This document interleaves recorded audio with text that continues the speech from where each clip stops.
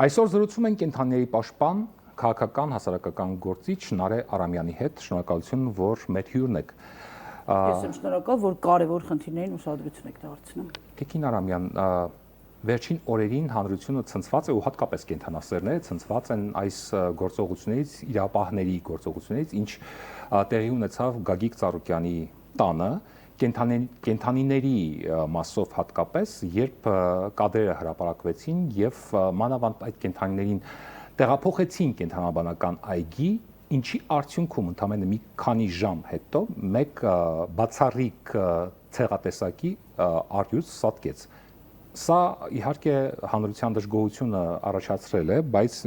կարևոր մի բան կա, կենդանիների պաշտպանները հայտարարում են, որ առյուծի անկման պատասխանատուն իրապահ մարմիններն են։ Ինչու էր այս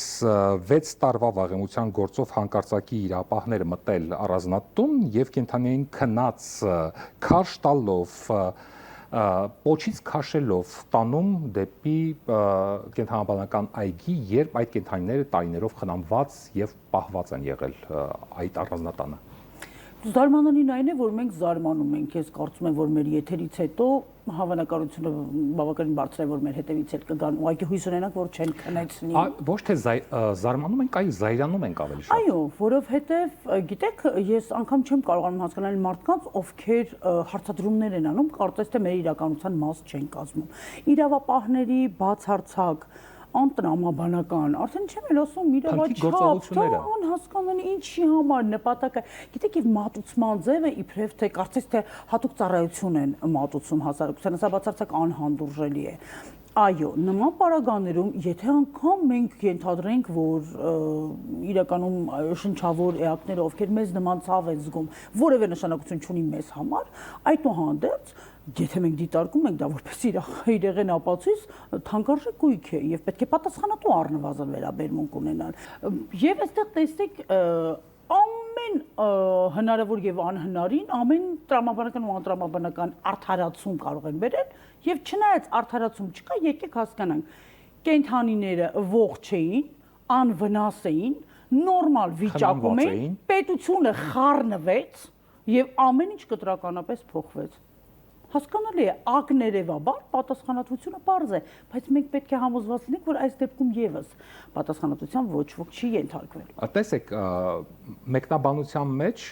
նշվում է, որ այդ կենդանիներին քնեցրել են եւ պարզապես ծեր է եղել, դիահերձարանում արդեն պարզել է, փորձաքննություն է պարզել, որ կենդանին ծեր է եղել, հիվանդություններ է ուղեկցող ունեցել եւ դրա համար սատկել է, անկել է։ Մինչդեռ կենդանիների խնամքով զբաղվող մասնագետը պնդում է, որ այդ կենդանիները եղել են առողջ,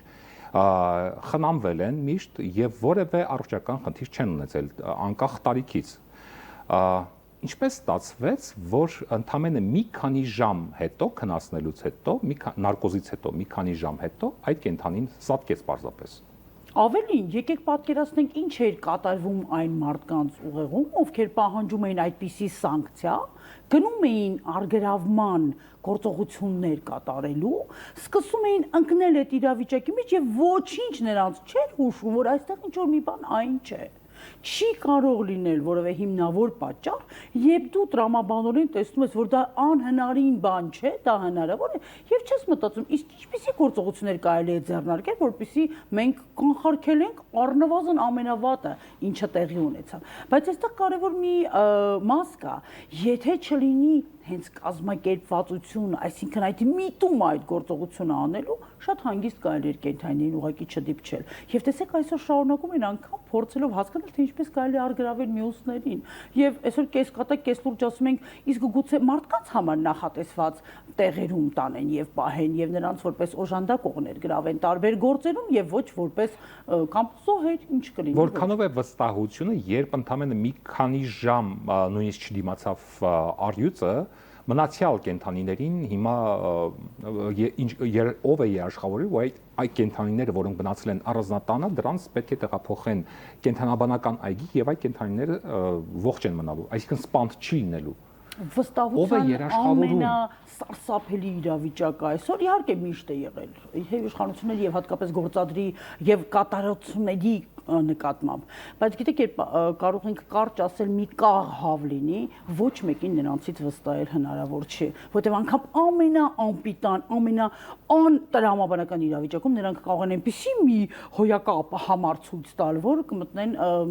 պատմության մեջ ոչ միայն մարդկանց, այլև կենդանիների համար։ Տեսեք, ինչ պետք է արվեր նախապես, եթե պետք է տեղափոխեին այդ կենդանիներին, այսինքն կենդանաբանական այգու կարանտինային միջոցները, պայմանները պետք է նախապես պատրաստեին միգուցե այդքան կենդանի տեղավորելու համար, միգուցե մասնագետները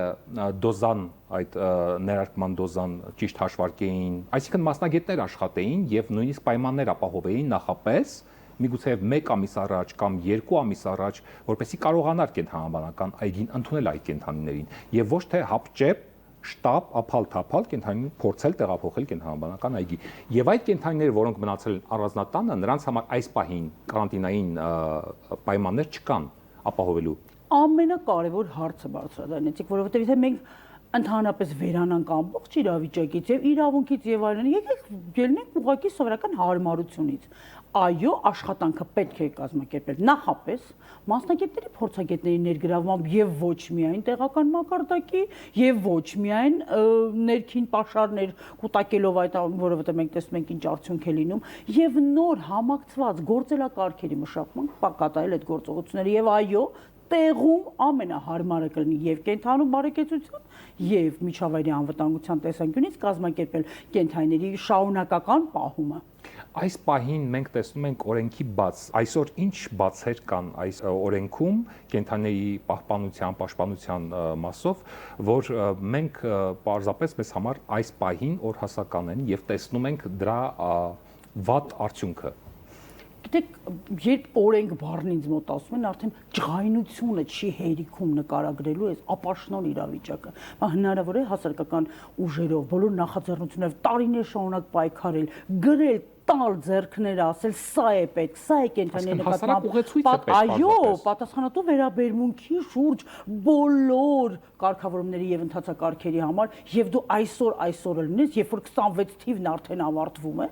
ինչպես է հնարավոր չկարողանալ կարգավորել կենդանիների հիմնախնդիրները եւ հետո մեղադրել քաղաքացիներին, հարևաններին, բարեկամներին, դասարանցիներին եւ ունենալ այսպիսի վիճակ։ Սա սարսափելի է ուղղակի եւ գնալով վիճակը ավելի վատանալու է։ Քաղաքացիական հասարակությունը եւ էկոլոգիական դաշինքը հիմա անկախ փորձաքննություն են պահանջում եւ միջազգային կառույցների ներգրավում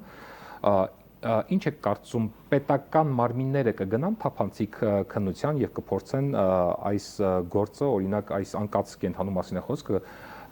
կփորձեն կոծկել իրենց իսկ արած սխալները, թե դա պարզապես հանրությունը թույլ չի տա։ Մենք պատկերացնում ենք, որ հանրությունը այսքանը հանդուրժելուց հետո կենդանիների համար կելնի այդպիսի անկոտրում պայքար, կարծում եմ ոչ, ավելին։ Իհարկե, եթե մի քիչ իմաստուն լինեին, մի փոքր բարձր կատեգորիաներով խոսենք, այո, նրանք պետք է ասեն, դե գոնե մի բան տանք, թող լինի, թեկուզ մենք լինենք սխալ, բայց ոչ, այնպիսի իրավիճակ է այսօր, որ ամեն ինչ անելու են կոծկելու համար եւ այնպես որ հասարակությունը մի բան էլ դեռ պետք է գողունակ մնա վերջում անկած կենդանիների համար։ Եթե դուք ունենայիք հնարավորություն օրենքում որևէ բան ավելացնելու կամ փոփոխելու, ինչ կփոխեիք։ Միանշանակ կարևորագույն հատվածը, որը մենք եւ ներկայացրել ենք միշտ, դա հանրային վերահսկողությունն է, որովհետեւ մենք տեսնում ենք, որ այս ոլորտը հատկապես առանց հանրային վերահսկողության որևէ դրական փոփոխության տանել չի կարող։ Ինչպես վերաբերվել տեղեկատվությանը, երբ թացը չորից չի տարբերվում եւ մարդիկ հաճախ չգիտեն ինչպես արձագանքել այս իրավիճակներին։ Միտեղ ներկայացում է կենդանիներին որպես վանդակի ներսում եւ դա ներկայացում է որպես ահազանգ, մյուս դեպքում ներկայացում է, որ կենդանիները ինչպիսի վատ պայմաններով են տեղափոխվում կենդանաբանական այգին եւ որոնց ճակատագիրը այսուհանդերձ մենք դեռ չգիտենք ինչ է լինելու։ Տեղափոխված կենդանիների մասով եմ ասում։ Գիտեք, օրինակ ես չի ցանկանա անվանել հատկապես սոցհարթակներում մարդիկ բախվում են ամենավտանգավոր բանից ենք մենք հիմա խոսում։ Գիտեք, որովհետև այդքան էական չէ թե ինչ է լինում,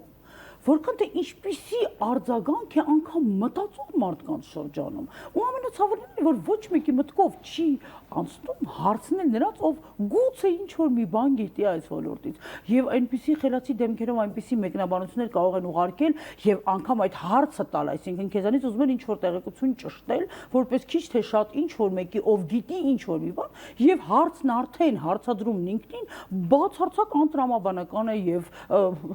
ողջ համատությունից խիստ հեռու։ Ինչու է այսպես։ Գիտեք, դա միտում է միանշանակ, մենք դա չենք քննարկում։ Ստեղծվել է այնպիսի խարիճաղան տեղեկատվական դաշտ, որպեսզի հնարավորինս քիչ լինի ճիշտ տեղեկությունը, որը կարող է մարդկանց ոչ միայն իրազեկ պահել, այլ նաև ավելի զգոն տեղեկությունների նկատմամբ։ Այսինքն սթափ մտածողությունը հետին պլան է մղվում, առաջ են գալիս էմոցիաները։ Այն նրա համար է արվում, ընդ որում բացասականները, որպեսզի մարդիկ այո, ճիշտ շեշտեցիք, թացը չորից չճոկեն։ Հիմա տեսեք ինչ են շակում, եթե վանդակում է կենդանին, ուրեմն մենք նրան արգրավենք որպես իրեղենապացույց, չէ որ ոչ ոք չի հասկանում հիմա անգամ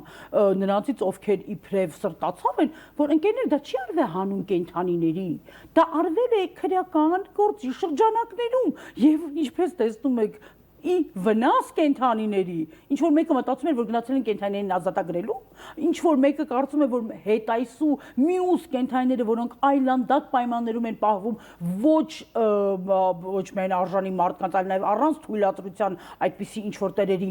կողմից տարբեր տեղերում, իհարկե ոչ, եւ պետք է սթափվել, հասկանալ եւ այդ ճիշտ տեղեկատվության եւ իրազեկվածության տրամադրման պարտականությունը միայն պետության ուսերին է եւ մենք տեսնում ենք, որ այդ պարտականությունը պետությունը եւս ի շարս մյուսների չի կատարում։ Տեսեք, կադրերում երևում է, թե ինչպես են անզգայացած կենդանիների պոչերից քաշում։ Սա